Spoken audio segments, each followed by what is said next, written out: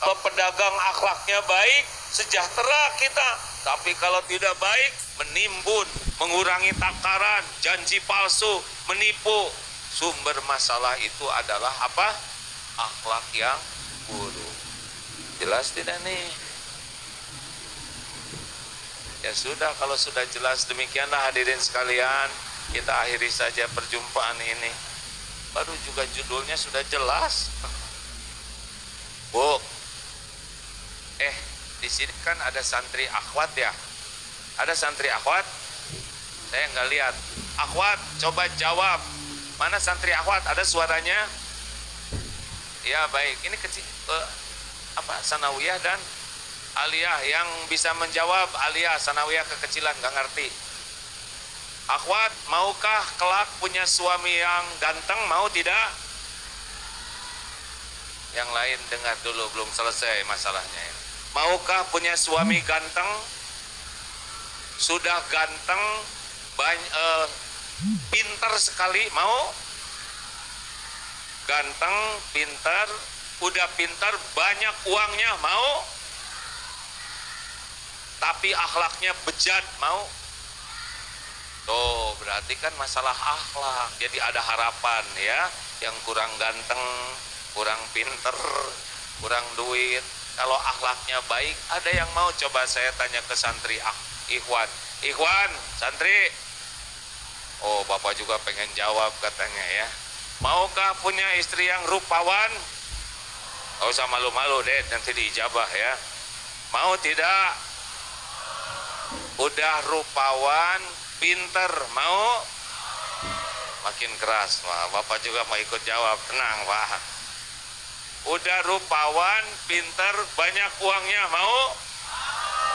Tapi akhlaknya mulia. Oh, lihat. Hampir pingsan tuh adik-adik ya nggak? Masalahnya bukan ada yang mau, dia mau nggak sama adik itu ya. Hadirin, lanjut. Nah, sekarang pertanyaan kedua, siapa yang bisa jawab? Hadiahnya haji. Wah, enggak, nah. Ketemuannya di Arafah ya. Akhlak datang dari mana? Cung, Ngacung. Ngacung, ini rata-rata udah tahu tapi rendah hati ya. Cung, Bu, akhlak datang dari mana? Dari hati. Masya Allah, semoga ibu haji tahun depan. Nah, doakan tuh, jangan tanggung Pak ya. Dari hati. Makanya hati ini rajanya Pak. Hati sedih, semua mengeluarkan sesuai dengan hati. Benar? Hati jengkel bisa dilihat. Wajahnya, sorot matanya, tutur katanya pasti cerita keadaan hati. Hati sedang gembira, kelihatan. Orang yang jatuh cinta, kelihatan. Hati inilah rajanya. Nah, makanya kalau ada yang nanya, Rasulullah itu dakwahnya mana sih sasarannya? Rasulullah SAW dakwah itu sasarannya hati umatnya. Karena kalau hati jadi baik, semua jadi baik. Apa dalilnya? Ala inna fil jasadi mudghah idza salahat salahal jasadu kullu wa idza fasadat fasadal jasadu kullu ala wahyal qalb. Ketahuilah dalam jasad ini ada segumpal daging. Kalau dia baik, baik seluruhnya. Kalau dia jelek, jelek seluruhnya. Itulah yang dinamakan qalbu. Jadi di negeri kita nih Pak, kalau kurang pendidikan hati nurani, sulit negeri ini jadi baik. Yang pinter banyak, lulusan perguruan tinggi banyak, tapi yang korupsi juga tidak tanggung-tanggung pendidikannya. Benar? Malu rasanya. Malu Pak. Kalau ada berita ini menteri korupsi, ini jenderal korupsi, ini malu. Saya bisa membayangkan betapa menderitanya perasaan orang tua ketika anaknya menjadi contoh buruk. Keluarganya malu, anaknya malu, kampungnya juga malu. Nauzubillahi min dzalik. Kenapa? Hati. Berikut ini ada 4 hadis menurut Imam Ibnu Rajab, semoga Allah ridho kepadanya. Inilah 4 pilar akhlak. Kalau kita sungguh-sungguh mempelajari 4 ini dan sungguh-sungguh berusaha mengamalkannya, kita akan dimudahkan Allah berakhlakul karimah. Mau bahagia? Bahagia karena banyak uang atau tidak? Tidak. Kalau banyak uang pasti bahagia, yang paling kaya, yang paling bahagia. Ternyata banyak yang bunuh diri. Kalau jabatan pasti bahagia, berarti paling bahagia di kabupaten ini Pak Bupati. Hah? Kayaknya capek jadi bupati apa ya? Tidak. Allah tidak memberikan bahagia dalam harta, gelar, pangkat, jabatan, popularitas, kedudukan, penampilan. Tidak. Itu cuma topeng sebagai ujian. Bahagia itu kalau memiliki qalbun salim. 4 pilarnya. 1, ini hadisnya semuanya dipertanggungjawabkan ya.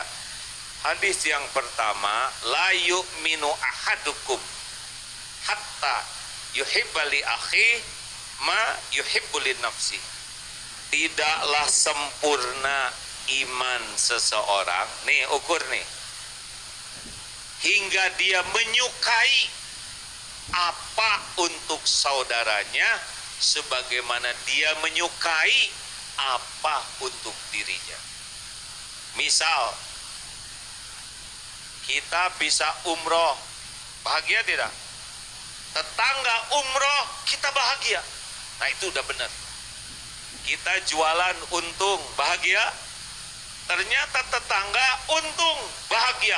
Apa yang membuat kita bahagia dan ada pada yang lain bahagia, itu sudah merupakan ciri.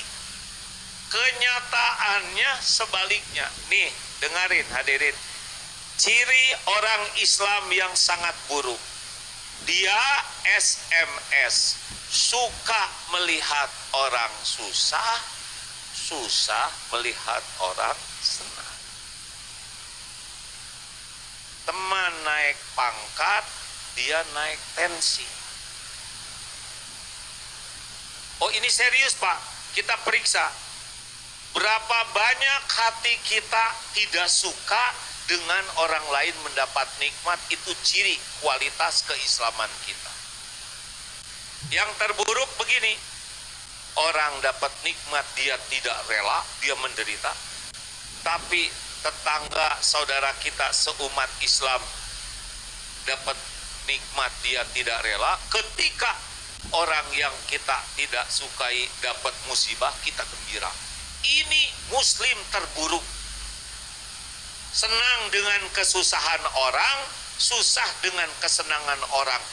Jauh dari indahnya akhlak.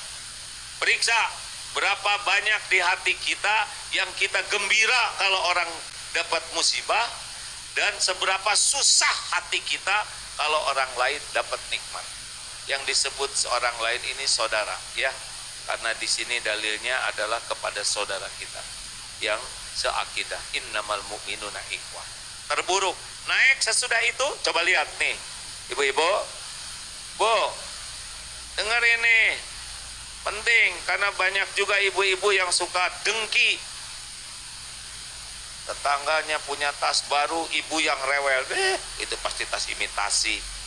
Sok tahu. Itu tas itu loh, tas mertua, tahu. Yang kedua, ini masih buruk ya Pak.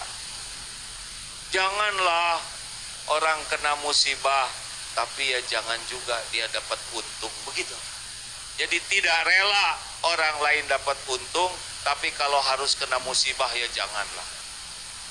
Naik sesudah itu, bolehlah kamu punya untung, tapi harus di bawah saya untungnya.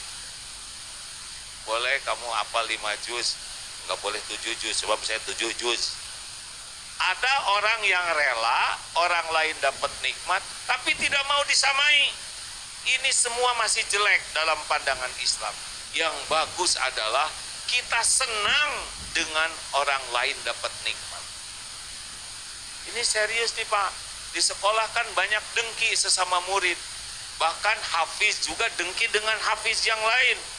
Polisi kalau nggak hati-hati dengki dengan polisi lagi. Dokter dengan dokter. Yang paling bahaya tahu siapa? Kiai dengki kepada kiai yang lain. Dia akan menjatuhkan kiai yang lain pakai dalil. Dia keluarkan dalil bukan untuk kebenaran, tapi untuk pembenaran kebusukan hatinya. Tahu siapa pendengki yang pertama? Iblis. Iblis dengki karena Nabi Adam diciptakan oleh Allah. Aku lebih baik dari dia. Aku diciptakan dari api, Adam dari tanah. Gara-gara dengki, dia ujub merasa lebih baik. Ujungnya aba wastakbaro. Iblis enggan mematuhi perintah Allah, menolak dan sombong. Iblis lebih dahulu kenal Allah, lebih banyak ilmunya, tapi jatuh menjadi makhluk dilaknat gara-gara dengki, gara-gara ujub, gara-gara sombong. Rusaknya umat Islam adalah karena kedengkian. Hati-hati, sebentar lagi Indonesia masuk masa namanya Madengnas, masa dengki nasional. Tahun 2024 ya kapan? Madengnas. Tenang aja. Jangan seperti yang lalu-lalu. Gak boleh berantem gara-gara pilpres. Dengerin ini baik-baik. Pilpres cuman episode sebentar. Tenang, Bapak Ibu tenang. Tolong digaris bawahi ya. Jangan tegang dengan pilpres. Kenapa? Satu, Bapak bukan capresnya ya. Tenang aja. Dua, belum tentu hidup tahun depan ya kan. Udah tegang, mati lagi. Tiga, Tuhan kita itu Allah, bukan presiden. Oh siapa aja yang jadi presidennya, rezeki kita dari siapa? Kemuliaan kita datang dari siapa? Makanya jangan berantem, tinggal istiqoroh. Mana kira-kira pemimpin yang berkemampuan dan amanah? Bismillah coblos, selesai. Mau kepilih atau tidak terserah Allah. Siapapun yang jadi presidennya nanti doakan kebaikan, karena itu pun saudara kita. Kan umat Islam semuanya, benar? Tidak ada lagi kampret dan kecebong.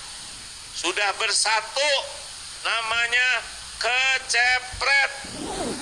Kecebong dan kampret ya. Setuju Bupati? Udahlah, relax aja ya. Jangan dengki-dengkian. Dunia nggak ada apa-apanya, cuman sebentar. Dari dulu juga udah sering kita ganti-ganti presiden, betul tidak? Gini-gini aja, cuman makin tua aja ya kan? Latih.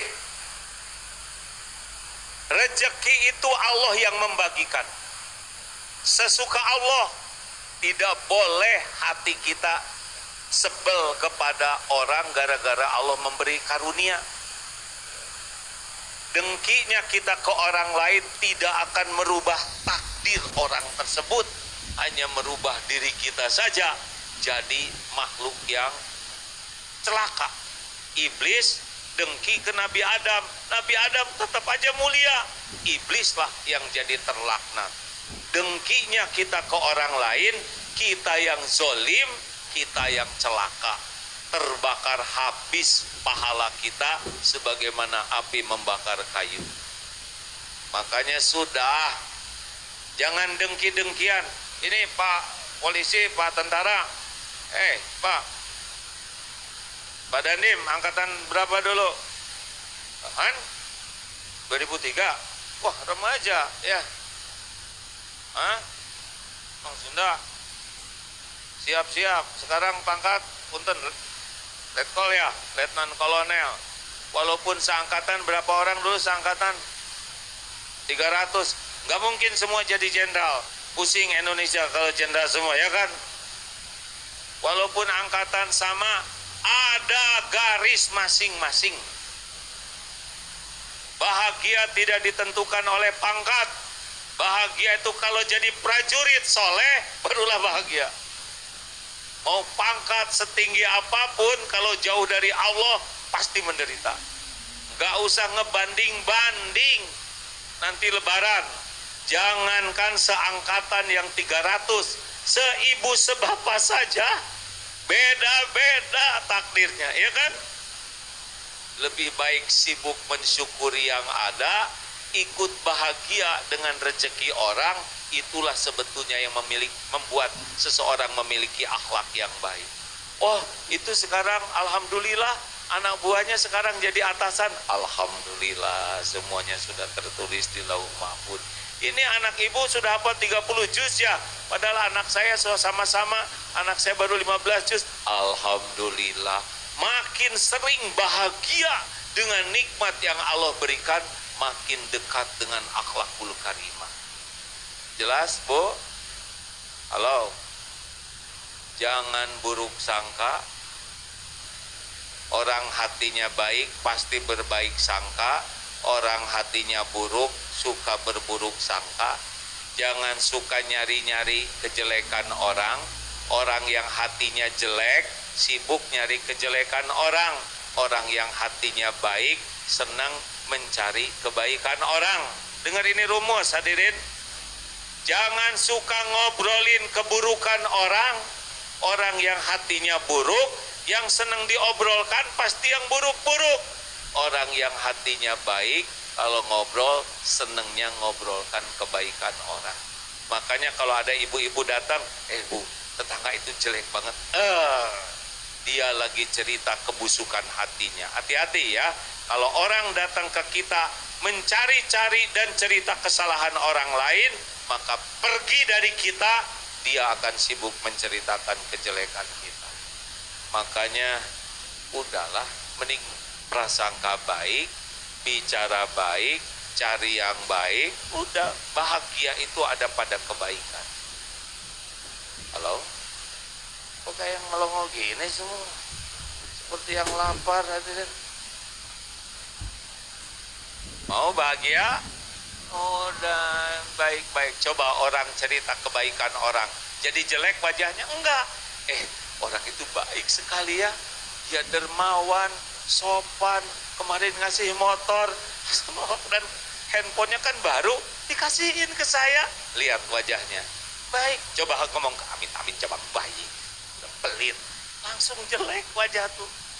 Kalau wajah cakep aja ngomong jelek jadi jelek.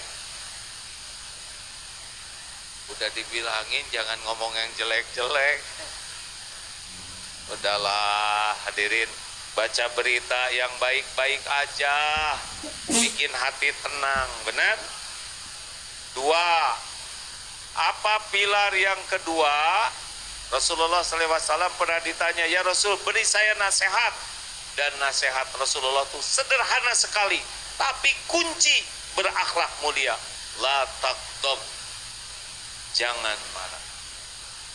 Hadis lain, la taqdab walakal jannah, jangan marah, bagimu surga. Surga di dunia, surga di akhirat. Siapa ciri orang yang bertakwa?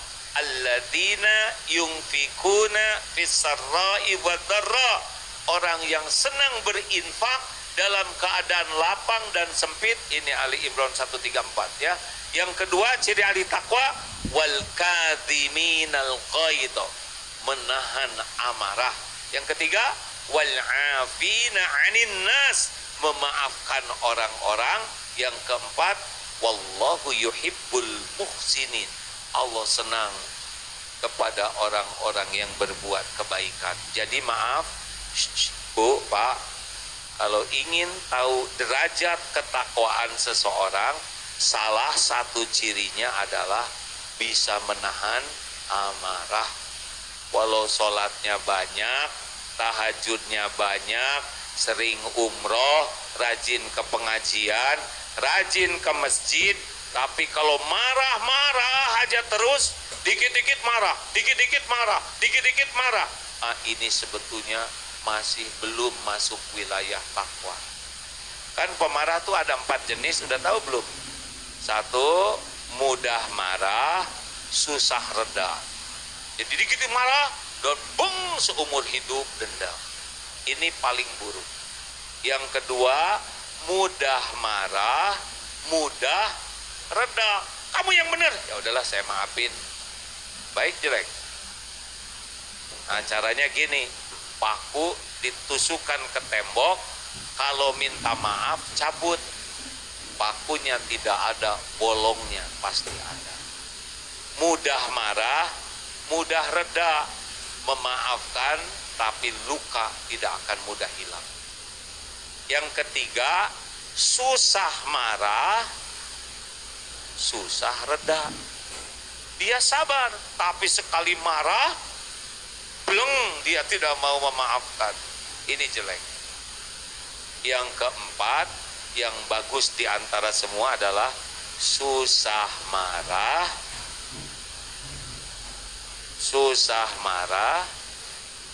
mudah reda. Ini paling top lah. Kita pasti ada marah di sini, harus dikendalikan. Ya, Bapak Ibu, para pemarah itu bagian dari sumber masalah, bukan solusi.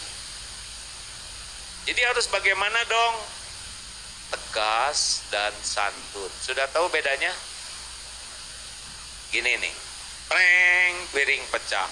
Bibi, di mana mata kamu? Hah? Kamu mau menghancurkan rumah tangga ibu ya? Ini marah atau tegas? Marah. Orang marah itu tidak jelas. Segala diomongin sekepikirnya. Orang yang baik begini, preng, selalu 2 nih. Ini yang benar.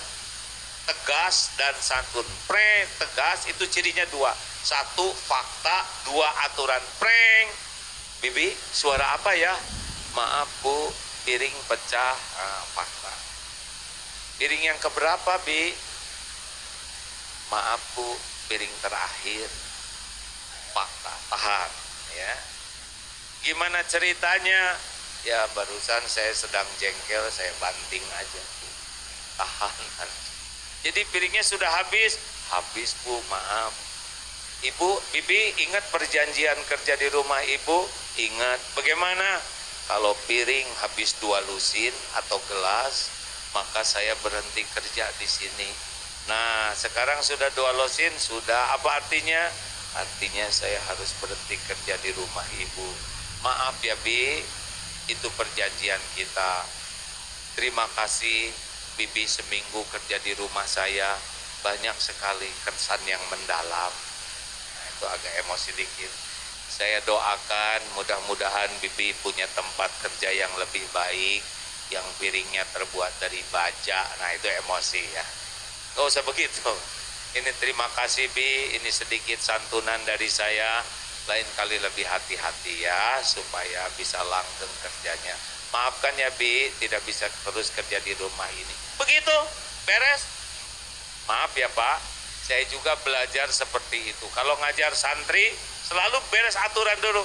Santri, boleh ngobrol, tapi yang ngobrol berdiri. Setuju tidak? Setuju. Ada yang keberatan? Tidak. Pegang satu aturan. Kalau yang ngobrol kelas 3, berarti berdiri di kolam. Di masjid mihrabnya ada kolam Pak. Setuju? Setuju. Ada yang keberatan? Tidak. Udah mulai. Ketika sedang ceramah ada yang ngobrol, diam. Saya dengar ada yang ngobrol. Apakah ada yang ngobrol? Santriin ada yang benar? Dengar. Acungkan tangan yang ngobrol. Salah, tidak ada masalah. Yang penting jujur. Ngacung dia. Kok sendiri? Masa ngobrol sendirian? Ini teman yang ngacung. Obrolannya penting tidak? Tidak. Jadi bagaimana? Kami salah. Berdiri dia. Gak usah pakai marah-marah. Ada yang mau kemana? saya mau ke depan. Kenapa? Saya kelas 3. Oh ya, silakan. Masuk dia ke kolam. Tanya, adek perlu ditemani di kolam? Oh enggak, saya yang salah. Pura-pura, saya juga tidak mau masuk ke kolam. Adek sakit hati enggak, dimarah? Enggak, karena ini salah kami. Beres pak. Berdiri tetap, dijalankan, ke kolam dia masuk tanpa harus emosi. Jengkel si jengkel, ditahan. Nah hadirin sekalian, belajar jangan marah-marah ya. Setuju? Pemarah itu tanda kelemahan. Karena Rasulullah pernah ditanya, tahukah engkau siapa yang perkasa? Apakah yang perkasa itu yang menang ketika gulat? Bukan. Orang yang perkasa alladzi yamliku nafsahu indal ghadab. Orang yang perkasa itu orang yang bisa mengendalikan amarah. Halo? Nih penting nih. Di sini ada guru-guru. Guru-guru, mana guru-guru? Hadir? Maukah punya murid pemarah? Mau tidak? Jangan dicontohin ya. Guru pemarah itu guru yang disebelin murid. Sepertinya keren, tapi tidak. Karena guru pemarah adalah guru yang lemah. Pemimpin pemarah, pemimpin yang lemah. Rasulullah pemimpin terhebat, bukan pemarah. Tegas dan santun. Tolong digarisbawahi. Itu kejadian-kejadian, Pak, Bapak lihat di viral itu yang pemarah-pemarah, ya. Akhirnya di penjara, ngambeknya sebentar, di penjaranya yang lama. Bu, Ibu, mau kok begitu di sini? Seperti di hutan. Bu, yo gitu. Oh, maaf ya, maafkan ya Bu, jangan marah ya, awas. Ibu, maukah punya suami pemarah? Sama, kami juga mau. Ada seorang suami yang istrinya tuh galak luar biasa. Wih, galaknya tuh horor lah ya. Sampai suami tuh, aduh Bu, kalau saya ditindas begini, lebih baik kita pisah. Apa? Kamu ngajak pisah? Langkahi dulu mayatku. Kalau gitu saya nyari lagi. Apa? Berani? Enggak berani Pak. Tapi dengar ceramah bahwa kalau orang pemarah, maka kita dapat pahala. Jadi suami itu jadi ceria. Sepanjang istrinya marah, pahala istri dikasihkan ke dirinya, dosa dirinya diangkut oleh istrinya. Aduh, itu jadi beda hidupnya Pak. Kalau istri marah, kamu ini gimana Pak? Jadi ya terus Bu, terus. Ditanya oleh teman-temannya, kok Bapak sekarang berubah? Ya, target saya itu adalah masuk surga. Di surga dapat bidadari. Di dunia biar yang inilah. Tiap hari pahala saya dikasih, dosa saya diangkut, gak apa-apa lah. Kasih di akhirat bukan dia, kata gitu. Jadi zolim. Gak boleh Pak menjerumuskan istri. Di Kanada pernah ada seorang istri yang suaminya pemarah, tapi istri ini sabar sekali. Ketika ditanya, Mbak, kenapa bisa sabar? Suaminya bule. Ya saya untung dong, bukan saya yang jadi dia, gitu. Jadi lihat suami pemarah tuh, ya Allah saya bersyukur bukan saya yang jadi dia. Ada juga seorang istri yang ditanya oleh suaminya, Bu, ini aparat juga suaminya, kenapa ibu kok bisa sabar? Saya kan kelakuannya pemarah. Gimana caranya ibu supaya sabar? Kalau saya sih Pak, Bapak marah mah langsung aja ke kamar mandi. Ngapain di kamar mandi? Ya saya gosek WC aja Pak. Oh, kok bisa tenang gosek WC? Iya Pak, karena saya kan gosek pakai sikat gigi Bapak. Jangan, awas Pak, bawa sikat gigi sendiri ya. Kita harus curiga sikat gigi di rumah. Halo. Teruskan ini nggak gampang loh Pak, ceramah tengah hari di daerah panas kayak gini, lapar ya kan. Ya, Saya lihat dari wajahnya leng. Udah biar cepat selesai. 3. Gak usah marah-marah ya. Shh, jangan marah-marah, gak bagus, gak ada wibawa. Pemarah itu bukan berwibawa, tidak disukai. Tidak disukai. Yang berwibawa itu adalah pribadi yang tenang, sabar, jadi tauladan, mengambil keputusannya dengan tegas tapi santun. Dia akan dicintai. Pemarah itu tidak pernah disukai. Tidak ada. Ini kita sebagai pelajar, ingat guru kita, hanya guru-guru yang baik lah yang ada di memori kita. Benar? 4. Berapa? Oh, masih lama nih. Tidak boleh emosi ya. Yang ketiga, man kana yu'minu billah wal yaumil akhir falyaqul khairan aw liyasmut. Tadi 1, kita tidak dengki ke yang lain. Yang kedua, menahan amarah. Ini pilarnya ya. Yang ketiga ada nih, mulut. Kenapa Allah menciptakan lisan? Lisan ini untuk apa? Jawab, lisan ini untuk apa? Salah. Lisan ini bukan untuk bicara. Lisan ini untuk bicara baik atau diam. Mulut ini kalau tidak bicara, kita aman. Sekali kita bicara, kebuka aib kita, kesombongan kita, riaknya, ujubnya, dengkinya nampak gara-gara kita bicara. Pak, Bu, Ibu mau nyari mantu, Bu? Bu, bukan untuk Ibu, buat mantu.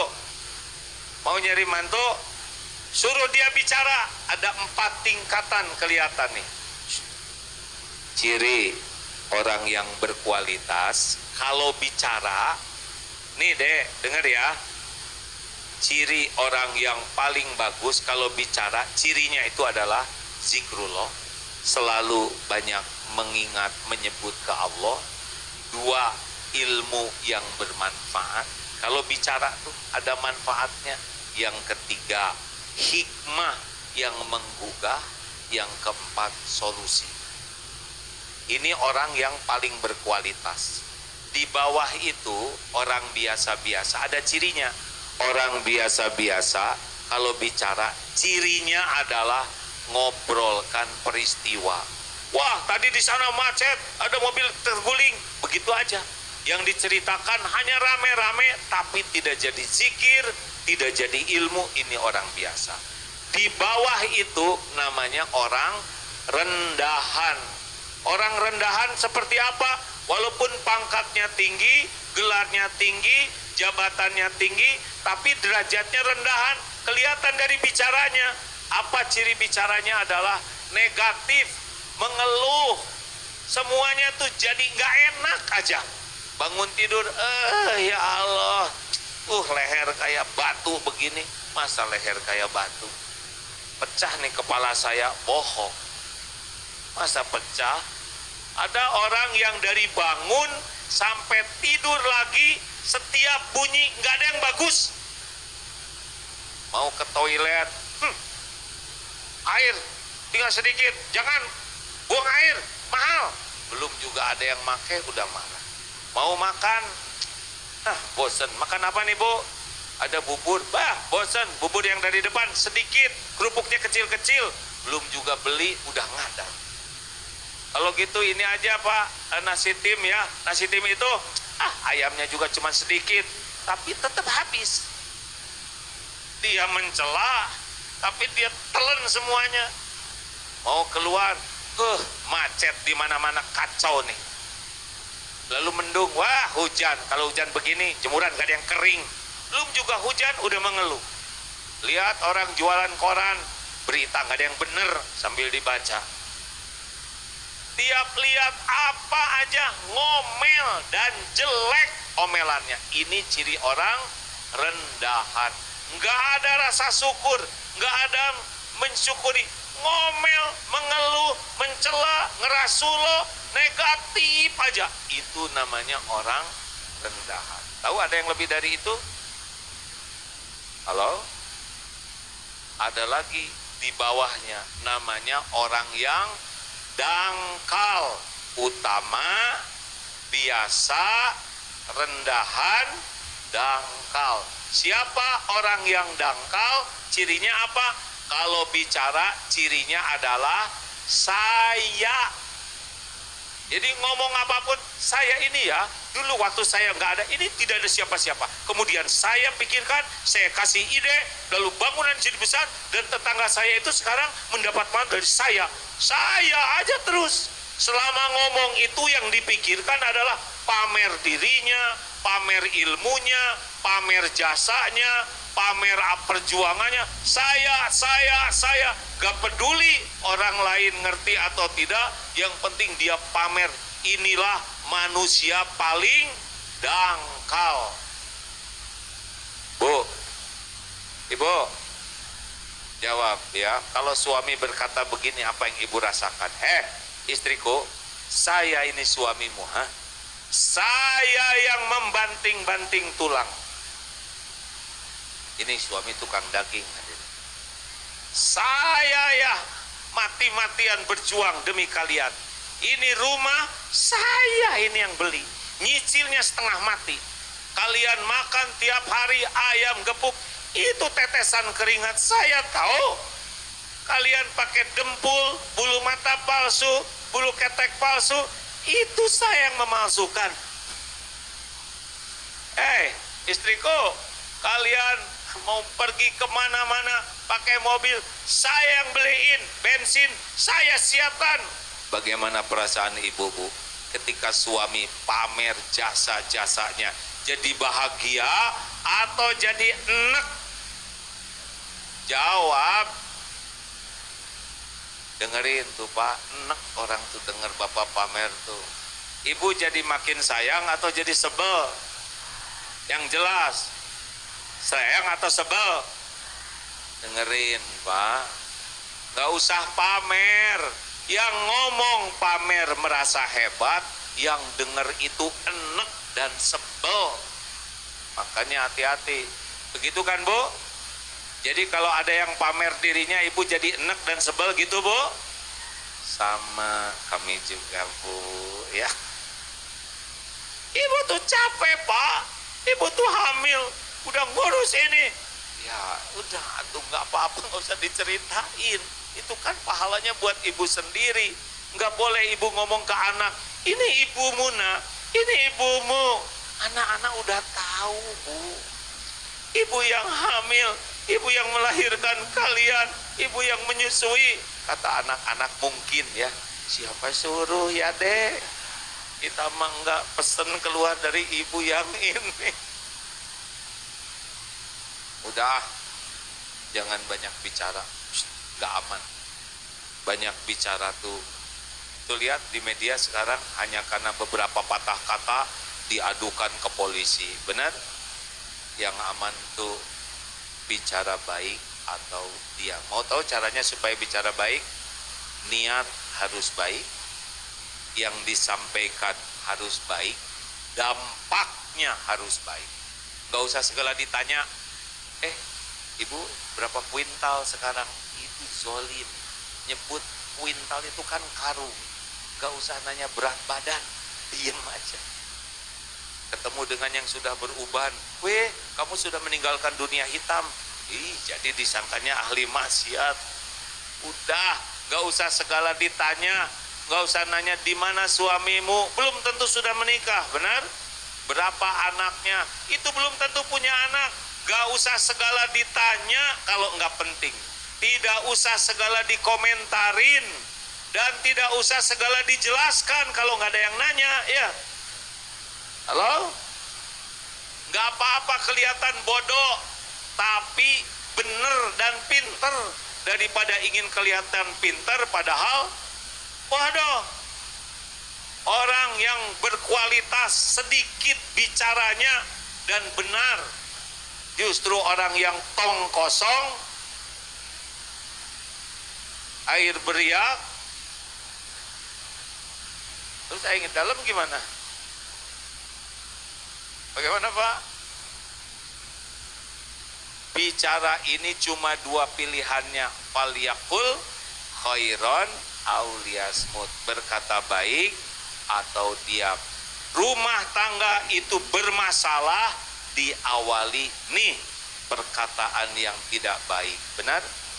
Suami berkata baik, istri berkata baik, aman. Bertetangga nih masalahnya, tetangga bicaranya baik, kita bicara baik, aman. Di majelis taklim, di masjid nih, makanya tidaklah istiqomah iman seorang hamba hingga istiqomah hatinya, tidaklah istiqomah hati seorang hamba hingga istiqomah jaga lisan. Terakhir, minum dulu ya, boleh? Nah, saya minum. Yang lain kepanasan, harus jaga hati, jangan minum sendiri, dengki namanya, ya gak? Minum itu hukumnya mubah, tapi kalau dengan niat dan cara yang benar jadi amal soleh. Kenapa kita minum? Karena kalau karena haus, monyet juga minum karena haus. Minum itu karena amal soleh. Sunnahnya tangan kanan sambil duduk. Apalagi bismillah, dan dilihat dulu ada tidak isinya, ya. Jangan-jangan ada kambing di dalamnya, ada cecak.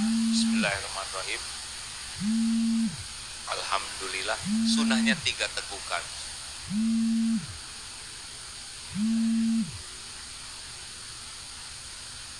Nikmat hadirin, Masya Allah. Terakhir, satu apa?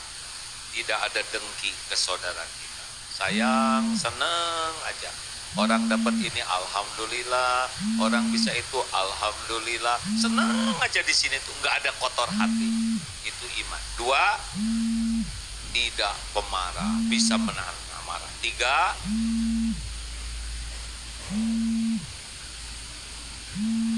bicaranya terpelihara. Tidak bisa berakhlak baik orang yang tidak jaga lisan. Dan yang terakhir, pilar akhlak adalah min husni islamil man tarkuhu malaya. Di antara ciri kualitas Islam seseorang, bagusnya seseorang, dia tidak melakukan hal yang tidak ada manfaat. Jadi seorang yang akhlaknya baik, kalau bicara manfaat, berbuat sesuatu manfaat, manfaat, manfaat, tidak mau melakukan sia-sia. Nah ini penting Pak, jangan cemas dengan yang belum terjadi. Wah gimana ya nanti saya dapat kerjaan enggak kalau saya udah selesai sekolah. Jangan mikirkan kerjaan sesudah kuliah nanti yang belum ada. Sekarang aja lakukan yang terbaik lagi sekolah. Kalau saya pensiun nanti gimana ya? Saya 3 tahun lagi pensiun. Nanti itu urusan Allah. Sekaranglah caranya. Jadilah sholat tepat waktu, bicara yang baik, lihat orang lain penuh dengan senyum kebaikan, punya uang sedekah. Sekarang kuncinya. Jangan risau besok, lusa yang akan datang. Semua itu gaib. Kita tidak tahu, Allah yang menguasainya. Yang penting sekarang penuhi dengan kebaikan. Allahu Akbar, Allahu Akbar. Datang sholat ke masjid. Yang enak itu datang ke masjid sebelum azan. Kita bisa jawab azan, kita bisa doa mustajab. Selesai azan, antara azan dan qomat pun itu bisa doanya mustajab. Makanya jangan melakukan, jangan bicara kecuali yang manfaat. Itu kuncinya bahagia dan mulia. Tidak ada bahagia dalam maksiat, tidak ada bahagia dalam kesia-siaan. Ini 4 kunci, mudah-mudahan walaupun sederhana bisa kita pegang. Satu apa? Tidak ada kotor hati dengan saudara kita. Yang kedua, bisa mengendalikan amarah. Yang ketiga, apa? Bicaranya selalu baik, kalau nggak diam. Yang keempat, tidak mau melakukan hal yang tidak manfaat. Tolong, sekarang kita punya HP. Di HP ini begitu banyak informasi. Pilih dan pilah. Jangan sampai informasi yang kita lihat hanya menambah dosa, menambah kebusukan hati kita. Terlalu banyak sekarang peluang kita membaca, melihat. Pilih yang bermanfaat, ya. Setuju? Karena 5,5 jam orang Indonesia membuka HP untuk lihat begini. Makanya jangan heran, lagi makan juga gini aja refleks, saking seringnya buka HP. Tapi giliran ayat kursi, Allahu las, langsung Rasulullah SAW langsung. Hadirin sekalian, ibadah langsung. Pokoknya apa aja yang bawa ke surga langsung begitu. Semenit nggak kuat. Giliran voli pantai yang mesum-mesum toel, zina mata. Itu yang menyebabkan tidak bisa khusyuk dalam ibadah. Ini nikmat dari Allah, ini pun ujian dari Allah. Sekarang tiap umat Islam bisa bawa Quran. Tiap umat Islam bawa Quran. Ada di sini, benar? Sekarang tiap orang bawa Quran. Ini adalah kemudahan dari Allah. Membaca Quran di sini boleh? Boleh, boleh. Justru dengan banyak baca Quran, kita jadi malu kalau lihat tayangan yang tidak baik, benar? Baca Quran dengan terjemahnya, insya Allah akan lebih berkah hidup kita, lebih mudah berakhlakul karimah. Al-Fatihah. A'udzu billahi minasyaitonir rajim. Bismillahirrahmanirrahim. Alhamdulillahi rabbil alamin. Ar-Rahmanir Rahim. Maliki yaumiddin. Iyyaka na'budu wa iyyaka nasta'in. Ihdinas siratal mustaqim. Siratal ladzina an'amta 'alaihim ghairil maghdubi 'alaihim waladdallin. Amin ya Allah. Allahumma shalli wa sallim wa barik ala sayyidina Muhammadin wa ala alihi wa ashabihi ajma'in. Alhamdulillahi rabbil alamin. Duhai Allah yang maha menatap, berkahi pertemuan yang kau takdirkan ini ya Allah. Wahai Allah, jadikan saat ini saat engkau ampuni seluruh dosa kami. Ampuni ya Allah sebanyak apapun dosa dan maksiat yang kami lakukan. Ampuni ya Allah sekelam apapun masa lalu kami, sehitam apapun kehidupan yang pernah kami jalani. Ampuni ya Allah, hapuskan senista apapun aib-aib yang kami sembunyikan selama ini. Allahumma ighfir lana wali walidina warhamhum kama rabbauna shighara. Ya Allah, ampuni segala perbuatan dan perkataan buruk kami kepada orang tua. Ampuni dan sayangi ibu bapak kami. Berkahi sisa usianya ya Allah. Jadikan akhir hayatnya husnul khotimah. Lapangkan kubur orang tua kami ya Allah. Penuhi dengan cahaya-Mu. Ringankan hisabnya. Jadikan ibu bapak jadi ahli sorga. Lindungi orang tua kami dari azab neraka. Rabbana hab lana min azwajina wa dzurriyyatina qurrata a'yun waj'alna lil muttaqina imama. Ya Allah, selamatkan keluarga kami, karuniakan kepada kami keluarga sakinah, jadikan kami orang tua yang bisa jadi tauladan, orang tua yang amanah. Titipkan ya Allah kepada kami keturunan yang soleh solehah, muliakan akhlak anak-anak kami, jadikan hafiz hafizah yang istiqomah, sehatkan lahir batinnya, cukupi kami hanya dengan rezeki yang halal ya Allah, yang barokah, jauhkan dari apapun yang Engkau haramkan ya Allah. Karuniakan kepada kami lahir batin sehat walafiat, berikan kepada kami lingkungan teman-teman yang berakhlakul karimah ya Rabb. Jadikan sekolah ini, tempat yang Engkau titipkan ini, menjadi tempat yang penuh barokah, ladang amal soleh bagi orang-orang yang ikhlas. Jadikan anak-anak yang dididik di sini menjadi bukti keindahan agama-Mu ya Allah, menjadi anak-anak yang membawa manfaat bagi negeri ini, bagi bangsa ini dan sebanyaknya hamba-Mu. Lindungi dari ilmu dan amal yang tidak barokah ya Allah. Balaslah dengan sempurna orang tua kami, guru-guru kami, pendahulu kami yang menjadi jalan dari-Mu kebaikan untuk kami.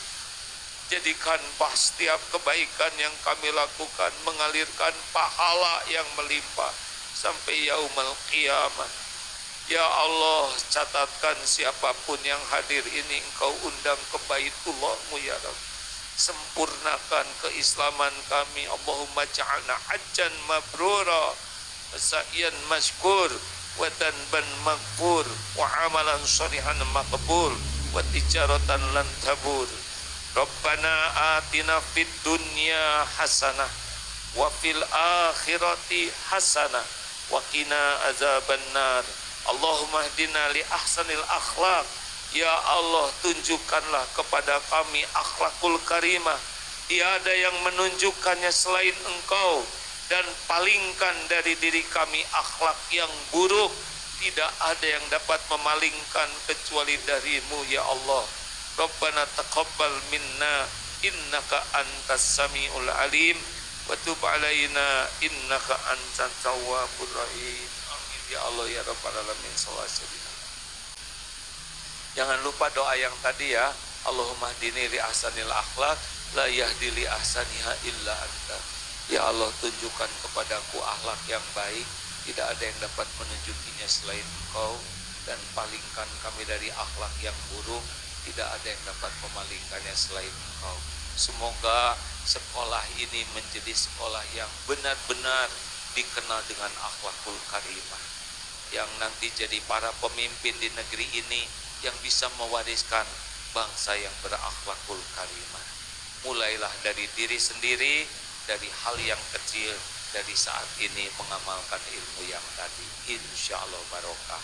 Sekali lagi terima kasih para guru-guru kami, orang tua, para pimpinan, sahabat sekalian dan jamaah. Assalamualaikum warahmatullahi wabarakatuh. Waalaikumsalam warahmatullahi wabarakatuh.